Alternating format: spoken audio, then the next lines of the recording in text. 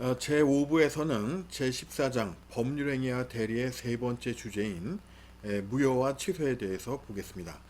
자, 무효와 취소는 다 효력이 없는 건데, 그 둘 다 효력이 없지만 어떠한 차이가 있는지 한번 볼 텐데, 우선 먼저 무효의 정의를, 무효의 의의를 얘기를 하면, 무효라고 하는 것은 법률행위는 일단 성립하는 거예요. 그런데 법률행위는 성립하지만 그 법률행위가 성립한 때부터 법률상 당연히 효력이 없는 거로 확정되는 거, 이게 이제 무효라는 겁니다. 그러니까 법률행위 자체가 성립하지 않는 이제 법률행위의 불성립과는 또 다른 거예요. 그래서 법률행위의 불성립은 법률행위 자체가 성립했다고 볼 수 없는 경우이고, 법률행위의 무효는 법률행위는 성립했는데 법률상 당연히 그 처음부터 그 효력이 없는 거로 확정된 거, 이게 무효다. 알겠습니까? 반면에 이제 취소는 뭐냐 하면은, 법률행위는 일단 유효하게 성립하는데 취소권을 행사하게 되면은 처음부터 효력이 없는 처음부터 무효로 되는 거, 그러니까 소급해서 처음부터 무효로 되는 거, 이게 이제 취소입니다. 그래서 요거를 그 취소권을 행사하면, 그러면은 이제 소급해서 법률행위가 무효가 되기 때문에 소급적 무효다, 이렇게 이제 설명하기도 해요. 그래서 이제 취소는 그 무효처럼 법률행위가 성립하는데 그 법률행위의 효력이 불안정한 거예요. 확정되진 않은 거죠. 일단 효력은 발생을 하는데, 이 그 효력이 확정적 효력이 아닌 거예요.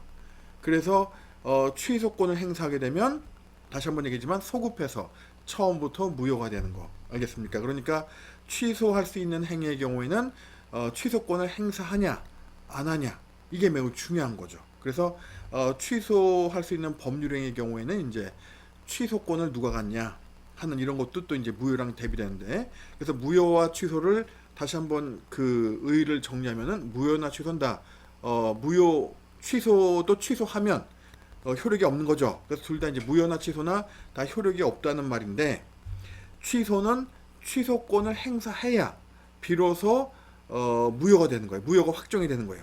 그 전까지는, 취소권을 행사하기 전까지는 일단 유효하게 그 법률행위는 유효한 겁니다. 근데 아직 확정적 유효도 아니고 확정적 무효도 아닌 거죠. 확정적으로 무효가 된 것도 아니고 확정적으로 유효가 된 것도 아니고, 일단 취소할 수 있는 법률행위는, 일단 법률행위는 성립하고 일단 효력을 간다. 근데 그 효력이 확정적으로 유효인 것도 아니고 그렇다고 확정적으로 무효인 것도 아니고, 언제 취소권을 행사하면 그때 소급해서 처음부터 무효가 되는 거고, 그 다음에 추인을 하게 되면, 여러분 취소 말고 추인이에요. 추인을 하게 되면 그때는 또 확정적으로 유효가 되는 거예요. 알겠습니까? 그러니까 취소는 이렇게 이게 확정적으로 무효가 될 수도 있고 확정적으로 그 유효가 될 수도 있고 이런 거고, 반면에 무효는 이제 취소와 마찬가지로 일단 법률행위는 성립하는데, 법률 그 여기 나온 것처럼 법률상 당연히 처음부터 그 효력이 없는 거, 그러니까 이제 무효는 처음부터 확정적 무효인 거예요. 확정적으로 효력이 없는 거예요. 알겠죠? 자, 그리고 그래서 이제 그 공통점과 차이점에 대해서 얘기했고, 그럼 어떤 경우에 그 법률행위가 무효되냐, 이거 조금 이따 볼 건데, 자, 그 전에 그 취소하고 철회, 취소하고 해제가 어떻게 다르냐 하면은, 그 철회의 경우에는 아직 효력을 발생하지 않은 법률행위의 장래 효력 발생을 막는 거예요. 응? 다시 한번 얘기할게요. 철회라고 하는 것은 아직 효력을 발생하지 않은 법률행위의 장래 효력 발생을 저지하는, 알겠습니까? 장래 효력 발생을 막는 이러한 행위가 철회가 되는 거고, 그 다음에 이제 해제의 경우에는 이제 계약의 경우에서, 모든 법률행위가 아니라 법률행위 중에 계약에 있어서 뭡니까? 일단 유효하게 성립한 계약을 소급적으로 소멸시키는 일방적 의사표시죠. 우리가 앞에서 본 것처럼 해제는 뭡니까? 상대방이 있는 단독 행위잖아요. 그러니까 일방적 의사 표시에 의해서 해제가 된 겁니다. 그래서 해제는 다시 한번 얘기하면 계약의 경우에 이제 쓰는 표현인데, 일단 유효하게 성립한 계약을 소급적으로 소멸시키는 일방적 의사표시, 이게 해제예요. 그래서 취소, 철회, 해제는 그 법적인 개념이 구분되는 겁니다.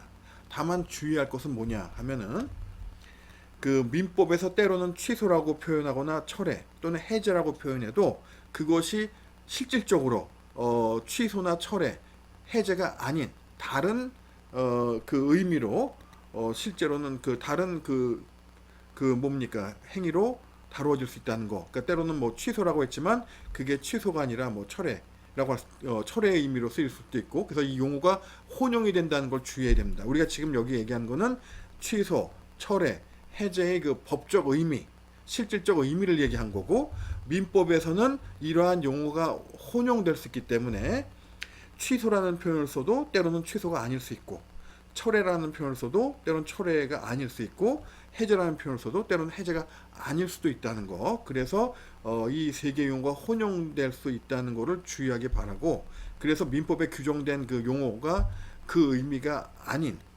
그 의미대로 쓰이지 않는 경우일 수 있다. 이걸 염두에 두고, 그렇지만 일단 그 내용상으로 구분하면은 지금 얘기했던 그런 의미로 우리가 이해가 된다, 법적으로. 이런 얘기죠. 다시 한번 얘기하면 취소는 뭡니까? 일단 유효하게 성립된 법률행위를 이제 취소권을 행사한다고 하는데, 취소권을 행사하게 되면 소급해서 처음부터 무효가 되는 거. 이게 이제 취소고, 철회는 아직 효력을 발생하지 않은 법률행위의 장래 효력을 막는, 저지하는 그러한 행위가 철회고, 해제는 일단 유효하게 성립된 계약, 이건 법률행위 중에서도 계약, 일단 유효하게 성립된 계약을 소급해서 소멸시키는 일방적 의사표시. 알겠죠?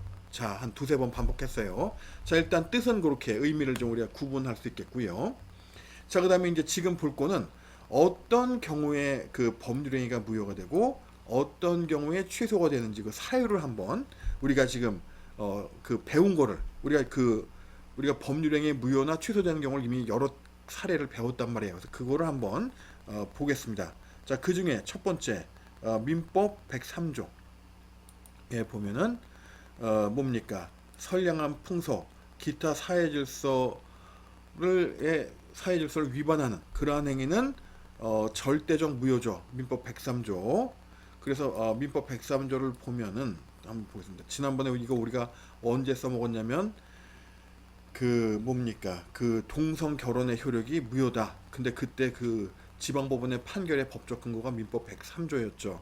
그래서 선량한 풍속, 기타 사회질서에 위반한 사항을 내용으로 하는 법률행위는 무효로 한다 해서 반사회질서의 법률행위는 무효, 그것도 이제 절대적 무효에 해당이 돼요. 그래서 그걸 몰랐던 제3자에 대해서도 무효의 효력이 인정이 되는 겁니다. 무효에는 절대적 무효와 상대적 무효가 있다고 그랬죠. 상대적 무효는 그런 그 무효 사유를 몰랐던 제3자에게는 그 무효의 효력을 주장할 수가 없어요. 그게 상대적 무효고, 상대방이 알았든 몰랐든 다 무효의 효력이 인정되는 게 절대적 무효. 이 103조는 무효 사유 중에서도 절대적 무효에 해당이 됩니다. 그다음에 104조 그 불공정한 법률행위, 불공정한 이렇게만 하면 좀 의미가 약하기 때문에 명백히 불공정한 법률행위. 그래서 그 불공정한 법률행위, 그 불공정성이 아주 명백한 이러한 경우에 또 이제 역시 절대적 무효 사유로 하고 있죠. 그래서 당사자의 궁박, 경솔 또는 무경험으로 인하여 현저하게 공정을 잃은 법률행위는 무효로 한다 해서 명백히 불공정한 법률행위, 이것도 이제 또 하나의 그 절대적 무효 사유다, 이렇게 이제 얘기할 수가 있겠고, 또 그다음에 우리가 의사 무능력자의 행위도 절대적 무효다 하는 거 우리가 앞에서 배웠죠. 자, 그다음에 이제 107조 1항의 제2문, 그래서 진이 아닌 의사표시를 상대방이 알았거나 알 수 있었을 때에도 그러한 그 상대방이 알았거나 알 수 있었던 진이 아닌 의사표시는 무효라고 여기 돼 있죠. 그래서 요 경우 그다음에 108조 통정 허위 표시는 무효다라고 또 돼 있고 그리고 또 어떤 경우에 무효가 있나 하면은 뭐 그밖에도 여러 가지 뭐 원시적 불능 이런 경우에도 이제 무효가 되고요. 자, 그다음 이제 취소의 경우에는 일단 여기 뭐 그 제한 능력자의 경우도 이제 좀 이따 보겠는데 일단 여기 먼저 109조가 나오니까 착오로 인한 의사표시 이거 취소할 수 있는 법률행위죠. 또 하자에 있는 의사표시 즉 사기 강박에 의한 의사표시 이것도 이제 취소할 수 있는 법률행위에 해당이 되고 자 그다음에 우리가 앞에서 그 제한 능력자면 미성년자 그다음에 피한정 후견인 그다음에 피성년 후견인 이런 경우가 이제 제한 능력자에 해당이 되는데 그때 이제 예를 들어서 미성년자 같은 경우에 법정 대리인의 동의 없이 법률행위를 했다. 그러면 그러한 법률행위는 취소할 수가 있죠. 법정 대리인이 그래서 이러한 그 동의를 얻어야 되는데 동의를 얻지 않고 한 미성년자의 법률행위 이거 취소할 수 있고 그 다음에 피성년 후견인이 법률행위를 하는 거는 언제나 취소할 수 있죠. 성년 후견인이 피성년 후견인은 아예 동의를 얻어서 또 법률행위를 할 수가 없죠. 왜냐면 사물을 처리할 능력이 지속적으로 결여되어 있기 때문에 그래서 행위 능력의 결여 정도가 가장 강하기 때문에 그래서 피성년 후견인이 법률행위를 했다 하면은 그건 언제나 성년 후견인이 이제 취소할 수 있게 되고 그 다음에 이제 피한정 후견인의 경우에는 한정 후견인의 동의를 얻어야 되는데 역시 동의를 얻지 않고 법률행위를 했다 하면 또 그런 경우에 또 그런 행위를 취소할 수가 있겠죠. 자 그래서 이런 제한 능력자가 의 그런 법률행위가 또 일정한 경우에 취소할 수 있는 법률행위에 해당이 되죠. 그래서 우리가 이거를 다 이미 앞에서 봤단 말이에요. 그래서 이제 그 어떤 경우에 이제 어떤 사유가 무효 사유고 어떤 경우가 이제 취소 사유인지 이제 이런 걸 우리가 봤죠.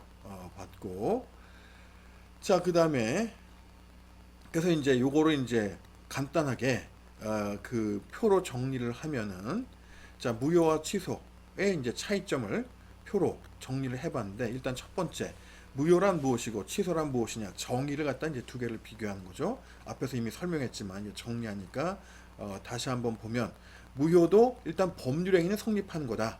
그래서 법률행위의 무효와 법률행위의 불성립이 구분되는 거죠. 법률행위의 불성립은 아예 법률행위 자체가 성립됐다고 볼 수 없는 경우인 거죠.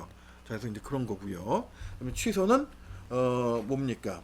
그러니까 무효행위는 일단 법률행위는 성립하는데 법률상 당연히 처음부터 그 효력이 확정적으로 없는 거 이것이 이제 무효이고 반면에 취소는 일단 법률행위가 유효하게 성립할 뿐만 아니라 일단 효력도 발생을 하는 거예요.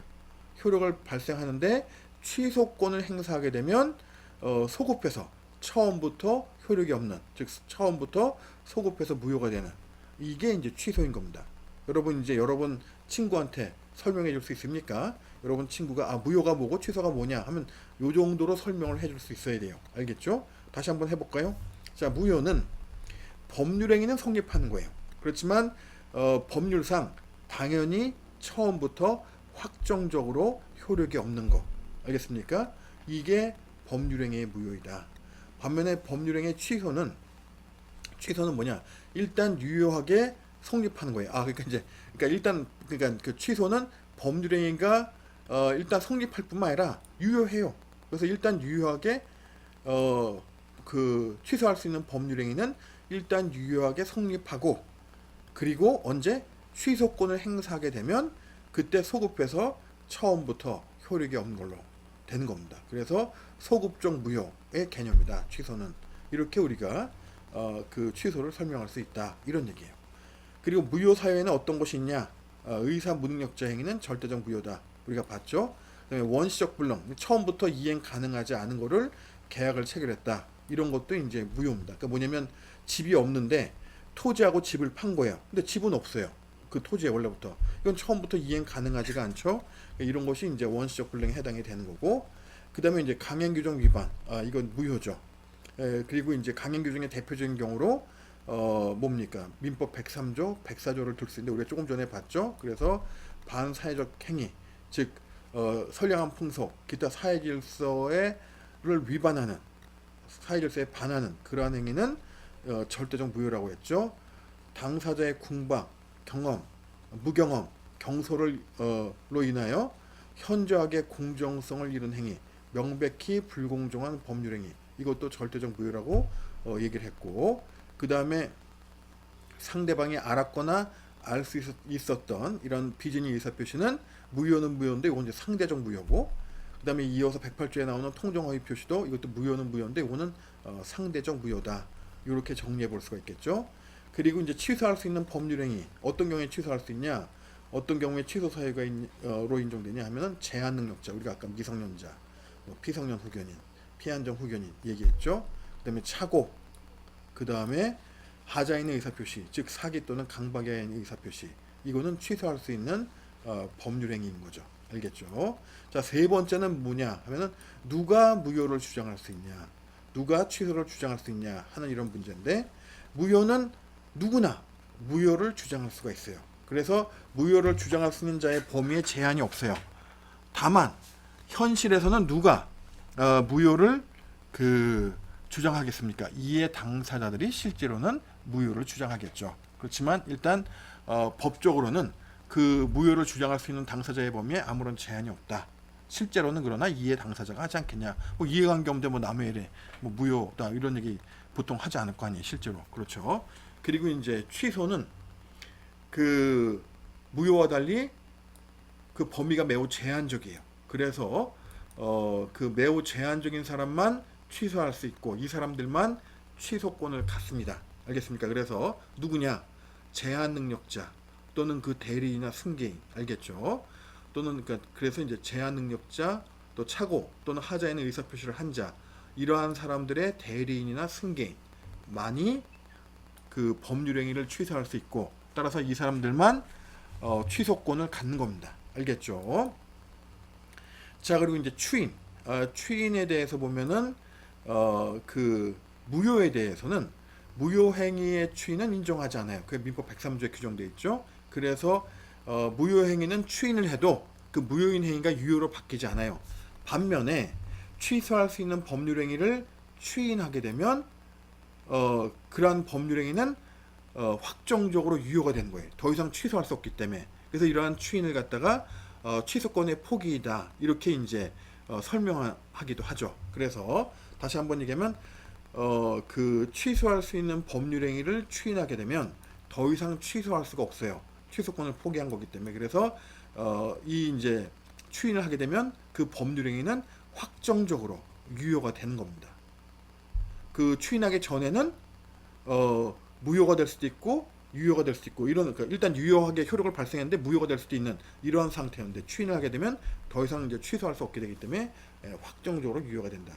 반면에 무효의 경우에는 이런 추인을 인정하지 않는다. 다만 민법 139조에서는 무효행위는 추인한다고 무효인 행위가 유효로 되는 건 아니지만, 그런 그 무효 사유를 알고서 추인했을 때는 새로운 법률행위를 한 것으로 본다라고 돼 있어요. 그래서 무효행위를 추인했을 때는, 무효임을 알고 추인했을 때는 그냥 새로운 법률행위를 한 거로 그렇게 법적으로는 취급이 됩니다.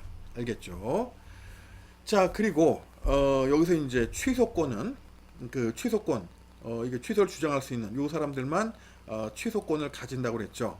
근데 이 취소권은 제척 기간이 적용이 있어요. 그래서 그 기간 내에 반드시 행사해야 되는데, 그 기간이 얼마냐 하면은 추인할 수 있는 날로부터 3년 내에, 그리고 법률행위를 한 날로부터 10년 내에 행사를 해야 돼요. 그래서 이거는 그리고라는 걸 잊지 말아요. 유감스럽게도 우리 민법에는 내가 학생 때 배울 때에도 이게 그리고라는 표현이 없어요. 참 그 뭐라고 해야 되나, 그 우리나라 국어 어법상으로 보면은 이거는 비문이에요. 문장이 아니에요. 왜냐면 여기에 접속사가 들어가야지 이게 그 제대로 된 문장이 되는데, 접속사가 없이 취소권은 추인할 수 있는 날로부터 3년 내에, 법률행위를 한 날로부터 10년 내에 행사하여야 한다, 이렇게 돼 있어요. 여기에 이제 그리고가 들어가야 된다는 거예요. 그래서 그 말의 의미는 뭐냐 이런 거죠. 우리가 이제 요즘 자동차를 사면은 자동차 구입한 때로부터 3년 내에 3년 동안은 그 소모품 엔진 오일 교환 이런 거를 무상으로 해줘요. 학생들도 있지만 아는 학생들 알지만 그리고 그 주행 거리가 6만 킬로가 넘지 않아도 뭡니까 무상으로 그 엔진 오일 등을 교환을 해줘요. 그 자동차를 판 회사에서. 그래서 이제 뭐냐면 그런 그 엔진 오일 등을 차를 새로 구입한 사람이 그 엔진 오일 교환 서비스를 무상으로 이용하려면 그 얼마 동안 언제까지 이용할 수 있냐면 차량을 구입한 때로부터 3년 이내 그리고 주행 기로가 6만 킬로를 초과하지 않는 6만 킬로 이내에 있는 이 경우에는 요 기간 내에는 언제든지 무상으로 엔진 오일 교환 서비스를 받을 수가 있습니다. 그럼 여기서 이 말의 의미는 뭐냐 하면은 이런 거죠. 그 자동차를 구입한 지는 3년이 지났지만 아직 주행거리가 6만 킬로가 안 됐다라든가 또는 그 주행거리가 6만 킬로는 넘었지만 아직 3년이 안 됐다. 구입한 때로부터. 이럴 때에는 엔진 오일 무상 교환 서비스를 받냐? 못 받는다는 겁니다. 반드시 둘 다 그 기간 안에 있어야 돼요. 그러니까 두 조건 안에 있어야 돼요. 다시 한번 얘기하면 자동차 구입한 때로부터 3년이 초과돼서도 안 되고 그리고 주행거리가 6만을 초과하지도 않는 그러한 경우에 한해서 엔진 오일을 무상으로 교환받을 수가 있어요. 이것도 그런 의미로 쓰여진 겁니다. 근데 여기는 차이가 뭐냐? 그리고라는 접속사가 있어야 어법상으로도 그 제대로 된 문장이 되는데 이 접속사가 없는 거예요. 그래서 일부 학생들은 이걸 또는으로 오해를 하는데 이건 또는이 아니고 그리고입니다. 그래서 이 말은 뭐냐 하면은 취소권은 언제까지 행사할 수 있냐? 취인할 수 있는 날로부터 3년 내 3년을 초과하면 안 된다는 거예요. 지나면 안 된다는 거예요. 그리고 법률행위를 한 날로부터 10년 내에 행사를 해야만 취소권을 행사할 수 있다는 거예요. 그래서 여기는 그리고가 들어가야 되는 것이 맞고 그래서 내가 법무부에 지난번에 국민신고 통해서 전화도 해서 얘기를 했는데 이게 언제 고쳐질지는 모르겠어요. 근데 하여튼간에 이건 반드시 여기 안에 그리고가 들어가야 된다. 그래야 어법상으로도 맞고 그다음에 아주 그 그리고냐 또는이냐는 것은 이 146조의 해석에 아주 중요한 그런 그 문구인데 그게 빠져 있다는 거죠. 그러한 중대한 하자도 보완을 하고 이렇게 되는 내용상으로도 중대한 하자를 보완하고 또 어법상으로도 그래야 맞는 문장이 된다는 거죠. 근데 언제나 바뀌려나 이거는 80년대 83학번인데 그때 내가 1학년 때 민법 총칙 배울 때에도 뭡니까 그냥 이거 없이 배웠고 아직까지도 이게 그 개정이 안 됐으니 83년 벌써 40년이 넘었죠. 여러분들이 꼭 이거 좀 그리고 넣을 수 있게 좀 그 노력해 주기 바랍니다. 자, 그래서 이거는 이제 뭡니까 그리고가 들어가야 되고 그리고의 의미로 해석하면 돼요. 그래서 3년도 초과하면 안 되고 10년도 초과하면 안 된다. 둘 다 초과하면 안 된다. 그 둘 다 조건을 충족해야만 취소권을 행사할 수 있고 이 기간은 소멸시효 기간이 아니고 제척 기간이다. 제척 기간이 무엇인지는 15장에서 우리가 배우겠습니다. 자, 그래서 여기 그 무효는 그런 어떤 행사 기간에 제한이 없는데 취소는 이런 취소권은 반드시 요 기간 내에 행사하도록 제척 기간에 관한 규정이 있다. 자, 그리고 마지막으로 볼 거는 이제 법정 추인인데 145조에 규정되어 있죠. 그래서 이 6가지의 사유가 발생한 경우는 이 6가지 중에 어느 하나의 그 행위를 한 경우에는 추인의 의사표시가 없어도 법정 추인, 법률의 규정에 의해서 추인의 효력이 인정이 되는 겁니다. 그걸 우리가 법정 추인이라고 그래요. 알겠죠? 그래서 여기서 이 6가지 사유, 어떤 경우에 법정 추인에 해당되는지 이 6가지 사유를 여러분이 지금 뭐 교양법률에서 외울 필요는 없고 중요한 거는 법정 추인의 이 말의 의미가 뭐냐. 우리가 앞에서 추인이라는 걸 배웠는데 추인과 법정 추인이 어떻게 다른지 하는 거에 대해서 그래서 법정 추인이라는 용어의 의미만 좀 정확하게 이해하면 되겠어요. 여기 설명에 나오죠. 취소할 수 있는 법률행위에 관하여 전조의 규정에 의하여 추인할 수 있은 후에 다음 각호의 사유가 있으면 추인한 것으로 본다. 의제, 간주 규정이죠. 그러니까 추인의 의사 144조는 추인의 의사 표시를 해서 추인의 효력이 발생하는 것인데 비해서 145조의 법정 추인은 말 그대로 당사자의 추인의 의사 표시 없이 법률의 규정에 의해서 바로 145조 법률의 규정에 의해서 추인의 효력이 발생하는 거예요. 추인한 거로 보니까 추인의 효력이 의제, 간주되는 거죠. 다만 이제 이 일을 보류한 때에는 이런 그 추인의 효력이 발생하지 않는다, 이런 이제 단서를 달았죠. 그러나 이 일을 보류한 때는 그러하지 아니하다. 그래서 어떤 경우에 법정 추인으로 인정되냐면 1호 전부나 일부를 이행한 경우, 이럴 때 이제 법정 추인의 효력이 발생한다는 것이고, 2호는 이행을 이행하도록 요청한 거죠. 그다음에 세 번째는 경계. 경계는 계약의 여러 가지 종류가 있는데 그 중에 하나예요. 그러니까 경계는 계약의 하나인 거죠. 그래서 이거 뭐냐면 채무의 요소를 변경하여 구채무를 소멸시키고 신채무를 성립시키는 계약이에요. 그래서 이제 뭐냐면 전에 갑이 을에게 그 생수 6병을 주기로 했는데 그거를 이제 생수 6병을 주는 대신에 그의 그 6병을 살 수 있는 돈으로 주는 거, 이런 식으로 하는 게 이제 경계에 해당이 되는 거죠. 그래서 채무의 요소를 변경해서 구채무를 소멸시키고 없애고 신채무를 성립시키는 계약, 그게 이제 경계고, 그다음에 담보를 제공하는 행위, 이런 것도 이제 법정 추인의 효력이 발생하고, 그러니까 법정 추인에 해당되고, 그다음에 이제 취소할 수 있는 행위로 취득하는 권리의 전부나 일부를 양도하는 경우, 이런 경우도 그렇고, 그다음에 강제 집행, 알겠죠? 요 6가지의 사유가 발생하는 경우에 그 추인의 효력을 의지하는데, 이런 걸 뭐라고 하냐? 법정 추인이라고 한다. 그래서 여기서 6개의 사유 한번 읽어보고, 중요한 거는 법정 추인의 의미가 무엇인지, 이것만 좀 여러분이 명확하게 이해하면 될 것 같습니다. 자, 이렇게 해서 우리가 제5부에서 무효와 취소를 요거는 생각보다 시간이 많이 걸리지 않네요. 이렇게 해서 우리가 한번 정리를 해 봤습니다.